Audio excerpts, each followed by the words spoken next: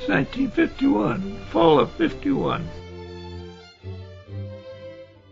Well, personally, I wanted to see the young people give their heart to Christ, but I wanted them to learn.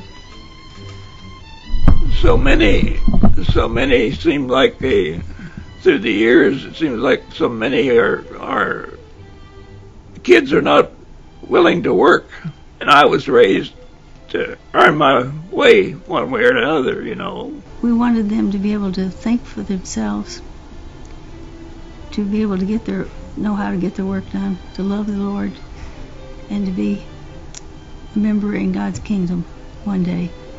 And but we really stressed education, learning, and then cooperating with other students.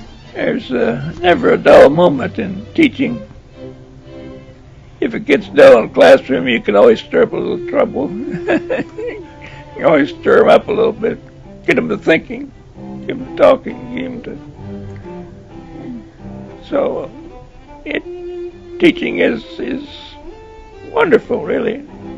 And anything you've ever learned, you can use at some time. The most strangest things that you have picked up somewhere along the line, you can use it. It was a bus strike, and it was after World War II, and he had met my girlfriend. She was working in a dry goods store, and he'd offered to take her out to a small lake there, and she said okay. And anyway, we walked, I don't know, several miles where there was a city to city bus working, and so that would drop us off, and we walked there. Anyway, Al came by and picked us up, and he thought I was about 10 because I had pigtails, because we were going swimming. It was just going to take the curl out anyway. Anyway, he decided I was a little older later. But I had a date met me out at the lake because he didn't have a car either. And pretty soon Al and I took him home, and then we went out. On your first date? First date. First date. He proposed on the... I had only known him 13 days before he proposed. We just seemed to... The Lord put us together. I was in the Navy. I was a real soaker, and I don't know, I traveled, 200 miles to get over to find a job. Actually, I wasn't looking for a job. I was looking for a wife, I guess. That's what happened anyway. I was a senior in high school then, and I said yes. I didn't know what I was doing. We got married, but we didn't know what we were doing either. But I had to finish high school, and he had 3 or 4 jobs in that summer and that winter. He worked for the government a while. He worked for a filling station. He worked at Alice Chalmers, and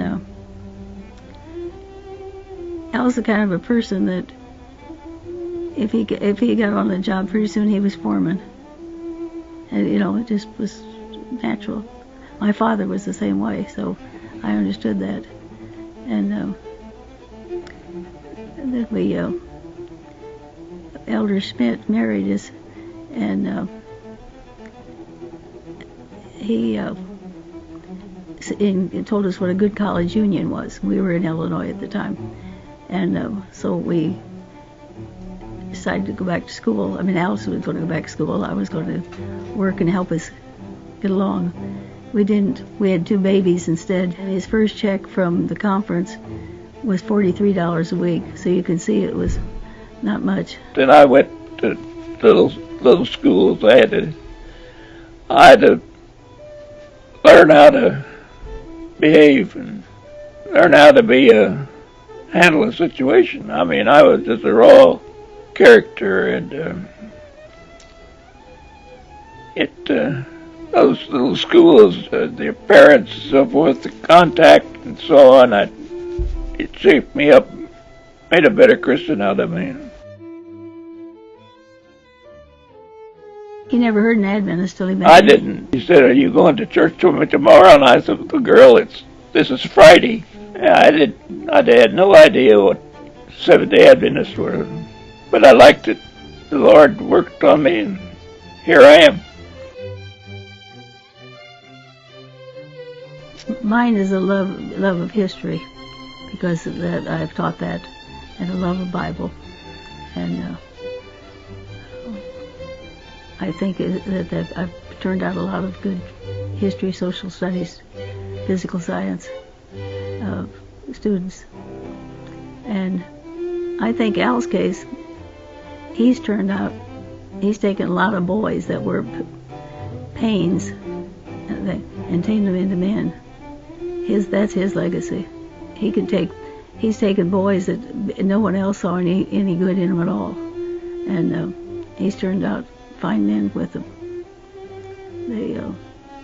Because he always said that if a kid was a good kid, he'd be a good student.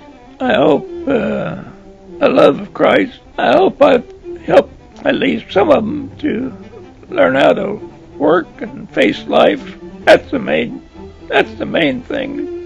I mean, it's one thing teaching them math and so on, but you got to also teach them how to face life. Mainly, you have to have a lot of patience. You have to hang in there. You got to stay with it. The minute you let up, you're losing it. People say, he was the wind, the blast that blew, and I was the rock that wasn't moved, a bump on the log, and he'd get blasted around and and it didn't do any good, and he always left me an out in such a way that because I wasn't going to be, if I'd said in there, I'd cut off my nose to spite my face. But he always left me an out so that I didn't have to. He was wise about it. He'd come and apologize whether it was his or not. And so then that would make it so that we could go on with things. And ours were over. They're over. We never, can't even remember most of them. Have no idea why. Together we're hard to beat, but man, we pretty well stick together most of the time. Only in private we get to fuss at each other once in a while, but gotta keep from being completely dominated. I gotta rebel once in a while.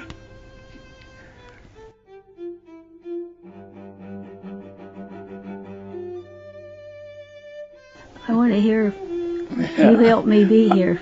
Hope I wasn't too much of an obstruction. I mean, I want you. At the end of the day, all the times you think, well, I blew it. I should have done it another way. But by and large, the Lord seems to, if you hang in there with Him, why, He seems to work it out. One speaker one time said, she was talking about children, and she said, those are the Lord's children, and He just loans them to you. You're just a babysitter. And I thought that was true. What I want to hear from Jesus is to say, where's your flock, my beautiful flock, and say, a lot of them are there. And Lord, I did my best, or I did the best I could think of at the time.